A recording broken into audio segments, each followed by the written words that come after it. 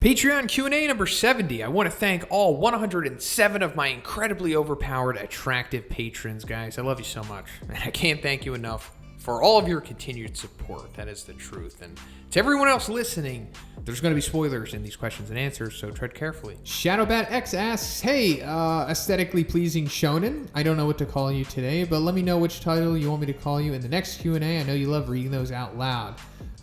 You can call me ZD Honen, like One Piece character. So you think that Awakened Garou could have taken down the entire Monster Association on his own? When it comes to the weaker monsters, it's no problem. But with all the executives, including Elder Centipede and Goketsu and Orochi, not sure. What do you think? I think that he probably could. I mean, he mowed through the S-Class pretty easily, and I think he could probably do the same to the Monster Association, especially when he's not holding back. Because he'll kill the monsters, no problem, as we saw with Golden S. So I don't think the executives are really going to last any better than he did, including Orochi. Maybe Orochi would give him a little bit more difficulty, but Awakened Garou is just way too fast and way too powerful. He would kill him probably similar to how Saitama did. Last question. Do you think that Garou dislikes Zero so much because he had an encounter with Blast, a.k.a. the bearded worker, a.k.a. Conor McGregor? Back when he was a kid, I checked the anime and manga to see if there was more of a reason why he dislikes the heroes, but I couldn't find any. There may not be enough evidence to support this theory, but I wouldn't be surprised if he did, because if Sonic had a connection with him, why not Garou? Now I have a suspicion why he's everywhere. Anyway, short, sweet, simple this time. I know you're extremely happy with how short this is. Everything I say are jokes, by the way, Shonen, but regardless, take care, my friend. Hey, you too, ShadowBat. And so as for Blast meeting Garou, I think that would be incredible.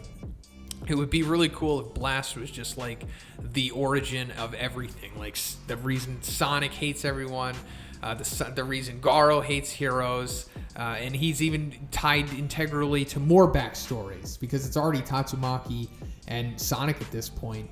I think it's probably unlikely for Garou. I think as far as it went back with him just inherently being that way and sympathizing with the monsters and stuff and the villains in general, and being picked on and stuff as a kid, I think that's probably as much as we're going to go with Garou's inherent morality and disposition on heroes and stuff. But yeah, like you said, there is a lack of evidence to support it, but I would love if that was true. And it also would set up a possible confrontation of Garou taking on Blast in the future. Acoustic asks, hey man, do you think Atomic Samurai could train Metal Bat? I believe that Metal Bat could get much stronger than what he currently is shown. So in theory, definitely, he could be trained, but I think in the actuality of it, he wouldn't want to be. Not by Atomic Samurai, but really by anyone. He kind of just wants to do his own thing. And I think we get really good insight into this in the 4th audiobook when we see, or we hear, Metal Bat go to Bang's dojo. He sees the water stream firsthand, isn't interested by it, then challenges Bang to a fight, gets completely schooled by Bang using the water stream, and then still isn't interested enough to learn it. So I don't think he really cares about that stuff. Even when we see him like training Shiranko, it's just like shown that he's kind of just aimlessly doing things, no rhyme or reason, kind of just freestyle. I mean, he is skilled in his own way, as we saw against Garou, but I don't think he wants to be trained. But like you're saying, like if he was trained, he would be for sure much stronger. AyoJay asks, what's good, Z? Hey, how strong do you think Overhaul would be if he fused with Tomura or Gigantomachia? So if Overhaul fused with like Tomura pre the Villain Academia, then he would be pretty powerful, because his quirk wasn't fully fleshed out or awakened, if you will, at that point. So it was kind of just at its base level. But if we're going into like My Villain Academia, by the end of it, when Tomura's quirk has fully blossomed, then he's like almost like unstoppable, I guess. I mean, if he goes into like that forearm mode and all 4 of the arms can use both DK and the Overhaul quirk, then it's like crazy overpowered at that point. And very few people would be able to really deal with something like that. You would need like a speedster or something. And then if he fused with Gigantomachia, he would just be even a crazy more powerful version of what we saw of him like at the end of the arc when he fused with Rikia and everything. Like, because Gigantomachia is obviously bigger than him, stronger than him, and more agile and has more endurance. So it would just be a more freaky version of like that grotesque multi-arm monster that we saw, just with more power overall and more speed as well. Brushyboi asks, howdy Shonen, I just watched that epic team up between Eri and Deku, and my question is, what do you think would be some other really powerful quirk synergies between two people? So this is just such a good question, so many possibilities. So first, I'll just put Eri out on the table, even though she just works with so many people. It would be cool to see her work with Endeavor, and he could just use Blast Burn, and she just keeps regenerating him so he doesn't like overheat or burn himself, and then he could just make like a nuclear beam with that thing. Another cool thing is that I'd like to experiment with like Twice and Toga's quirks, because they're pretty exploitable. So like Twice, he could use his quirk on Gigantomachia, then you have like 2 Gigantomachias, that's pretty broken. Or Toga could use Twice's quirk, and then she multiplies using Twice's quirk, but then she, if she still could, make her clone become another person, like using her inherent quirk. That's really exploitable. Chase C asks, hey Z, bored at work thinking of One Punch Man questions for you to answer with your silky smooth, one above all pitched voice. My question this week is more of a fan theory, but I'd love to hear your thoughts. What if Bufoy's #1 battle robot actually is infused with Boros' DNA and is a part of the hero's lineup against God's Akatsuki? The robot is way too powerful for Bufoy or any test pilots to handle, and at the point in the story, King is being exposed as a fraud with no real ability. Unexpectedly, he is given control of the robot and is the only being capable of properly using the almost god-level robot, which then he pilots in an epic battle with one of the other high-ranking members of God's crew. This is a viable theory as to what will happen. What do you think? Thanks always, man. So I think that overall as a theory, maybe not so viable, because you just have so many things tying together here, and they're all interesting, don't get me wrong, but I think if we're thinking more viable, you want to deconstruct this and look at it as the individual parts. So I think it's very likely that we will see Bufoy using something with Boros. I think that's possible. I would love to see him incorporate Boros' DNA. The thing about King being exposed as a fraud, this is possible as well. I certainly hope it doesn't happen, but at any point in the story, this could happen, unfortunately. So that's viable as well. And then the god Akatsuki, that is viable. But all of these things connecting together, maybe not so viable. I would like to see it all happen, but I would say it's more likely for all of these individually to happen, one or the other, rather than all of them happening congruently in this sequence. Geruda asks, hey Shonen, who would you have liked to see with One for All, assuming Izuku was never chosen to be the successor? So I'm going to be real cliche here, and I would have loved to see Mirio with it. I mean, who wouldn't? I mean, come on, he would just be unstoppable at that point. He's already kind of unstoppable without it, or at least when he had his quirk. But aside from that, I'll give another cliche answer, and that's Hawks. I think Hawks would be friggin' incredible with One for All. Like, imagine like All Might or Izuku using it, but they could just fly the way that Hawks does, and also have the mastery of his quirk. He would just be basically in that same tier of Mirio, where he's like essentially unstoppable, I guess. And then aside from him, I guess it would be pretty awesome if Bakugo had it too, but you know, maybe according to Turtle Quirk's theory, he might actually get it in the long run. Juris D asks, hey Z, I was wondering if the entire A-class with the My Mask could take down the Akatsuki. Stay safe and have a good one. So a My Mask against the Akatsuki would be pretty interesting. It's difficult to say if he himself would be able to compete against most of them, which I don't think he could, but the rest of the A-class, it's not looking too good for them, just because the Akatsuki, they have such significant powers. They would all very likely be the equivalent to like an S-class hero, more or less. I mean, if they're lacking in the speed or the strength or durability, they would make up with like their crazy significant abilities that they would have, which is, in my opinion, way above A-class, and I think most people would agree with that. So just like Pain by himself could solo the entire A-class, My Mask is in question, but I would say that it's not looking good for them, and the Akatsuki would likely just destroy them all, whether a My Mask is there or not. I mean, he would put up a good fight, would very likely fall in the end. King's Queen asks, hey Big Z, my question for you this week is about Elder Centipede's carapace. We see that he's already molted a couple times based on his multi-face thing. How many of those do you think he can go through before dying, and were the other ones from the time fight with Blast, or were they just him molting naturally? Thanks.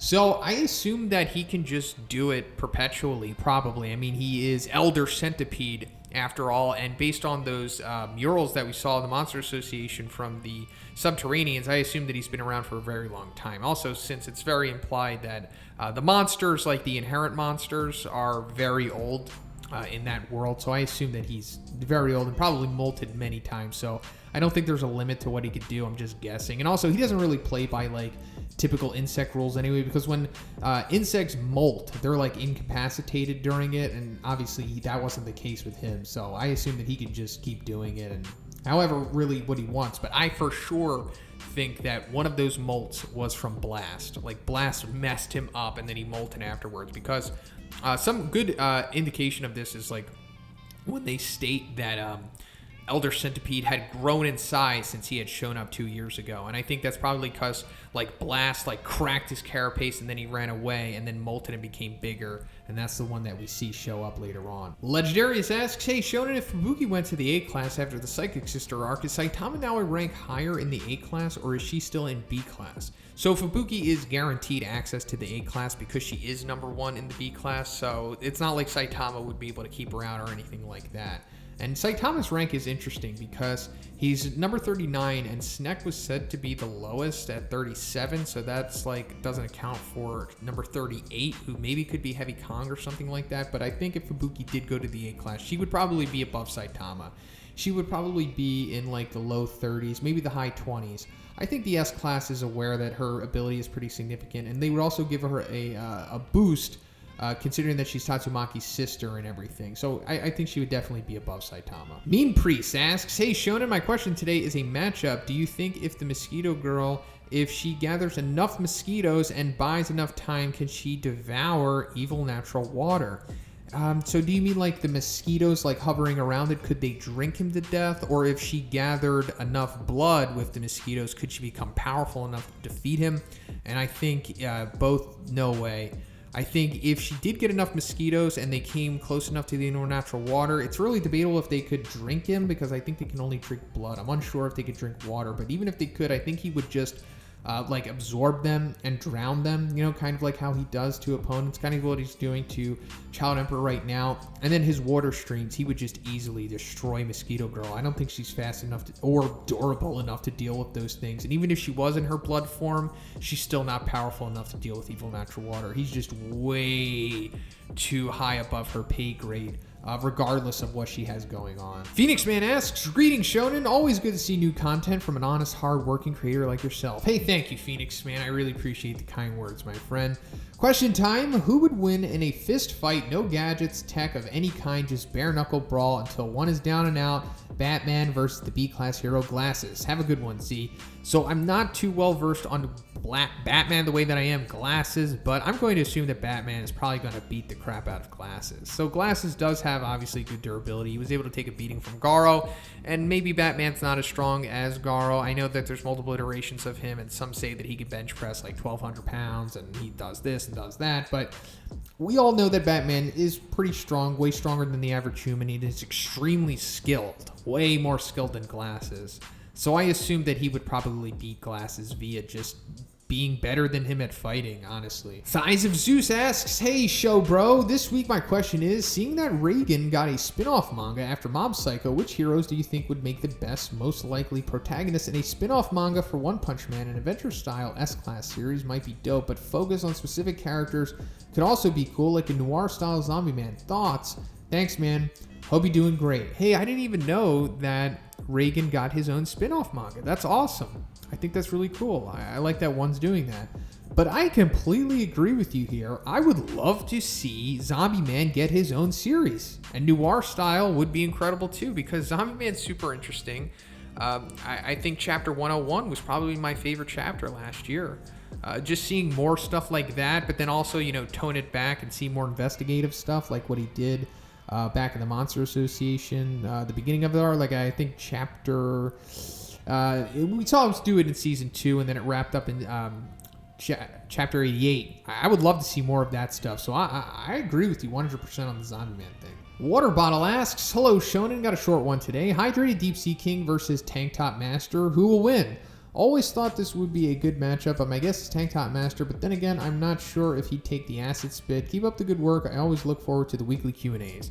So I think that Tank Top Master probably would lose, considering that Deep Sea King Dry beat the crap out of Puri Puri Prisoner, and I think they're more or less around the same level. And I think, you know, considering what we saw him go against Garou, Deep Sea King's pretty skilled in himself, but if we're going to like hydrate Deep Sea King, who's bigger, stronger, and faster, it's just not looking good for Tank Top Master. I'm not saying he would get obliterated. I think it would probably be, you know, a pretty good effort for hydrated Deep Sea King to win. But I think he would probably get the job done here. We just need to see more from Tank Top Master at this point to prove that he could take down somebody like Hydrated Deep Sea King, honestly. And the Acid Spit, that's a good question too. I assume that he probably couldn't take it. Just take it and guess. Zapphod B asks, if Vacuuma consumed Combo Infinity, Withered Sprout, Sludge Jellyfish, and Dirtworm, in addition to the other tigers that he consumed when fighting Puri Puri Prisoner, could that have changed the outcome of their fight? So honestly, I don't think so. It was like Puri Puri Prisoner just like put up his arms and completely tanked that massive blast. And I think that the abilities that they had were pretty comparable to the ones you mentioned. Like Withered Sprout, he would gain the ice abilities. And we already saw him dealt with the other elemental effects. Like there was like a fire. I think there was already a snow one in there from the snowman. And then there was like an electrical one too. And he tanked it pretty good. So I think he would probably tank the ice as well. The sludge, I don't think would affect him. And then whatever Konbu, I guess he shoots like one of his seaweed appendages out of his nose or something. But in Dirtworm, I'm not even sure what he would gain from that. Maybe just strength, I guess. But I don't really think it would change that much. Because also, like, Puri just one-shotted Vacuuma. So even if he did become stronger, which he would by consuming these tigers in addition to the other ones, it would just ultimately come down to him like 3-piecing him rather than just like a 1-piece or something. He's just completely outmatched at that point. He would need more of a significant upgrade than the tigers. Cameren C asks, sup, been watching for a little bit now and your content is too good to not support. Hey, thank you so much for the kind words and your support, Cameren. I really do appreciate it.